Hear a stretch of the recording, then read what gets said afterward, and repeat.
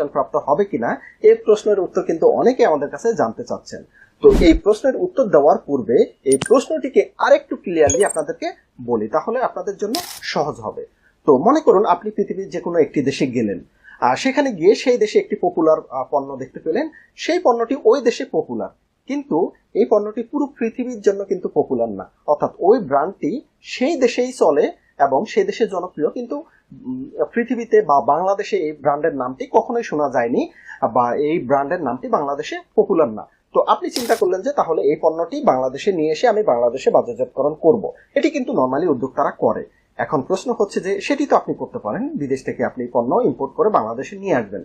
এখন এখানে প্রবলেমটি তাহলে কোথায়? প্রবলেমটি হচ্ছে ওই যে ব্র্যান্ডে যে পণ্যটি বিদেশে চলে সেই ব্র্যান্ডটিকে আপনি চাচ্ছেন হুবহু আপনার প্রতিষ্ঠানের মালিকানায় এই ব্র্যান্ডের নিবন্ধনটি করবেন, অর্থাৎ ট্রেডমার্ক হিসাবে আপনার প্রতিষ্ঠানের মালিক হিসাবে এই ব্র্যান্ডের নিবন্ধনটি আপনি করতে চাচ্ছেন। এখন এটি করা যাবে কিনা? এর উত্তর হচ্ছে হ্যাঁ, এটি করতে পারবেন। এখন আপনি ওই ব্র্যান্ডের হুবহু লোগোটিকে আপনার প্রতিষ্ঠানের মালিকানায় এখানে ট্রেডমার্ক নিবন্ধনের জন্য আবেদন করতে পারবেন এবং সেক্ষেত্রে আবেদনের কিন্তু কোনো বাধা নেই। এখন প্রশ্ন হচ্ছে আবেদন করলেই কি আপনাকে এই প্রতিষ্ঠানের লোগোটিকে আপনার প্রতিষ্ঠানের মালিকানায় লাইসেন্স প্রদান করবে কিনা? কেননা আমরা জানি ট্রেডমার্ক অ্যাপ্লিকেশনের 1.5 থেকে 2 বছর সময় লাগে একটি ট্রেডমার্কের পূর্ণাঙ্গ নিবন্ধন হয়ে আসতে। পূর্ণাঙ্গ নিবন্ধন কি আপনাকে ট্রেডমার্ক অফিস প্রদান করবে কিনা? কেননা এই লোগোটি তো অন্য একটি দেশে কিন্তু মোটামুটি জনপ্রিয়। এখন এই সেম ব্র্যান্ডের লোগো কি আপনাকে দিবে মালিক হিসাবে?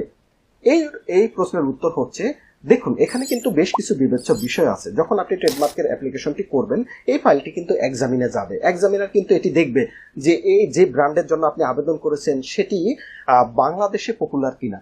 প্রথম ব্যাপারটা হচ্ছে বাংলাদেশের মার্কেটে এই ব্র্যান্ডের লোগোটি অ্যাভেলেবেল কিনা।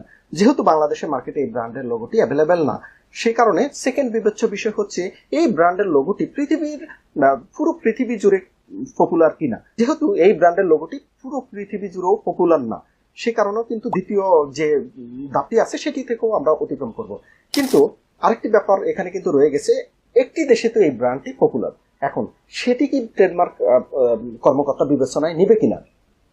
এটি মূলত ডিপেন্ড করে ওই ব্র্যান্ডের পপুলারিটি ওই দেশে কিরকম বা ওই দেশের অবস্থা কিরকম। এটি যদি আমেরিকার মতো দেশ হয় সেটি কিন্তু বাংলাদেশে ট্রেডমার্কের কর্মকর্তা তারা একটু বিবেচনায় নেয়, কিন্তু দেখা যাচ্ছে এটি পাকিস্তানে হয়তো বা পপুলার ব্র্যান্ড, সেটি কিন্তু বাংলাদেশের জন্য খুব বেশি বিবেচ্য না। বা দেখা যাচ্ছে এটি জিম্বাবুয়েতে বা কেনিয়াতে খুব পপুলার ব্র্যান্ড, এখন ওই দেশে পপুলার ব্র্যান্ড সেটি কি আমাদের জন্য খুব বেশি বিবেচ্য বিষয়?